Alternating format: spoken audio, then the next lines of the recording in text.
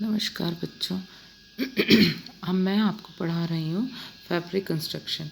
Fabric construction के अंदर आपको मैंने फैब्रिक कंस्ट्रक्शन करने का कई सारी विधियाँ हैं, जैसे weaving, knitting, blending, felting, braiding etcetera. वैसे तो दो तरीक़ों से ही कपड़ा बनाया जाता है, एक बुनकर और एक बिना बुने। अब जो ये मेथड ऑफ फैब्रिक है कंस्ट्रक्शन है, इसके अंदर मैं आपको वीविंग और निटिंग दो टॉपिक के नोट्स आपको मैं भेज चुकी हूँ। आप ग्रुप में देखिएगा कि वीविंग से रिलेटेड और निटिंग से रिलेटेड मैंने आपको दोनों चैप्टर से रिलेटेड नोट्स भेज दिए हैं। अब है ब्लेंडिंग। तो ये ब्लेंड्स होते क्या हैं और इनसे कपड़ा कैसे बनाया जाता है, क्या तरीका है ब्लेंड्स बनाने का, क्या चीज़ है।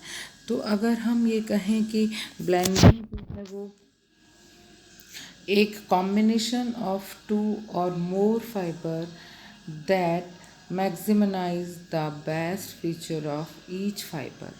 इसका सिंपल सा मतलब है कि ब्लेंडिंग जो है वो है जिसके अंदर एक या दो अलग अलग फाइबर्स को आपस में मिला के जो फाइबर या यान तैयार किया जाता है या उससे बनने वाला जो कपड़ा है उसको हम ब्लेंड्स कहते हैं।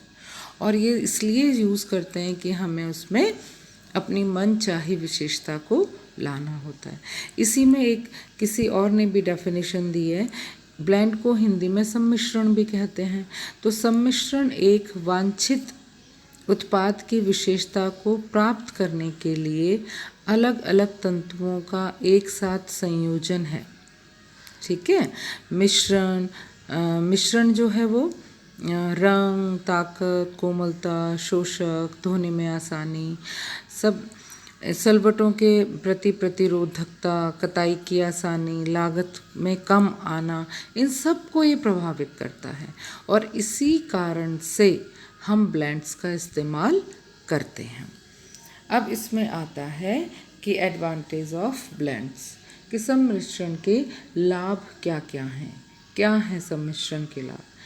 सबसे पहला तो है कि जब दो अलग अलग प्रकार के फाइबर मिश्रित होते हैं तो इनसे दो अलग अलग फाइबर के गुणों का तालमेल होता है, जिससे जो तैयार होगा फाइबर बनके या यान बनके वो एक उत्तम और उच्च क्वालिटी का होगा। उदाहरण के लिए कपास और पॉलिएस्टर के मिश्रण से जो कॉटन बनेगा, हमारे पास जो कपड़ा आएगा उसके अंदर कपास की शोषकता होगी और पॉलिएस्टर की मजबूती, क्योंकि कपास जो है वो कपास में इतनी मजबूती नहीं होती है सूखे में, गीले में तो होती है लेकिन सूखे में नहीं होती, लेकिन पॉलिएस्टर हमेशा मजबूत होता है।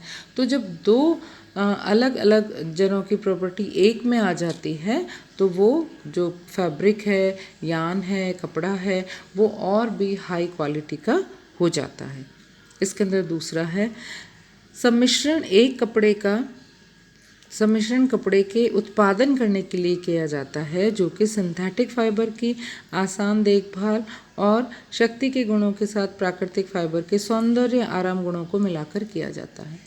सिंपल और सीधी सी बात है कि उत्पादन जब करते हैं तो सिंथेटिक फाइबर बहुत इजी से उसकी देखभाल की जा सकती है, तो वो तो सिंथेटिक हो गया। अब कॉटन की अच्छी क्वालिटीज़ को मेंटेन रखने के लिए सिंथेटिक से जब मिला दिया जाता है तो वो और भी ज़्यादा खूबसूरत बन जाता है। सम्मिश्रण का एक ये भी है कि कपड़े जो होते हैं वज़न में हल्के होते हैं और अपनी इच्छा की विशेषताओं के साथ लिए हुए होते हैं। जैसे कॉटन भारी है और सिंथेटिक हल्का है, जब इनको प्रपोर्शन में मिलाया जाता है तो एक हाई क्वालिटी का कपड़ा मिलके तैयार हो जाता है, लेकिन वो वज़न में हल्का होता है और सारी विशेषताएं लिए होता है जो हम चाहते हैं। तो इसके लिए हमें सम्मिश्रण की आवश्यकता होती है। कताई, बुनाई और परिष्करण दक्षता भी इसके अंदर बहुत अच्छे से आ जाती है। दूसरी चीज़ है कि जब इसका उत्पादन करने में सस्ता होता है, एक महंगा और एक सस्ता मिला लेने से फाइबर जो है वो एक बहुत अच्छी क्वालिटी का बनता है और कॉस्ट में कम हो जाता है। लास्ट जो इसकी विशेषता है वो ये है कि परिसज्जा करने में इस पे जो भी फिनिशिंग की जाती है इस तरह के ब्लेंड्स फैब्रिक में वो आसान होती हैं और ज़्यादा अच्छी होती हैं और कम कीमत पे होती हैं। तो ये तो एडवांटेजेस हैं ब्लेंड्स के।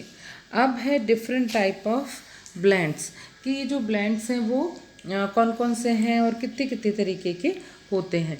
जैसे मैंने आपको एक पिक्चर दिखा रही हूँ कि इसके अंदर है नेचुरल फाइबर, कॉटन और एक सिंथेटिक फाइबर जिसका एक ब्लेंड तैयार किया गया है, कलरफुल और बहुत खूबसूरत।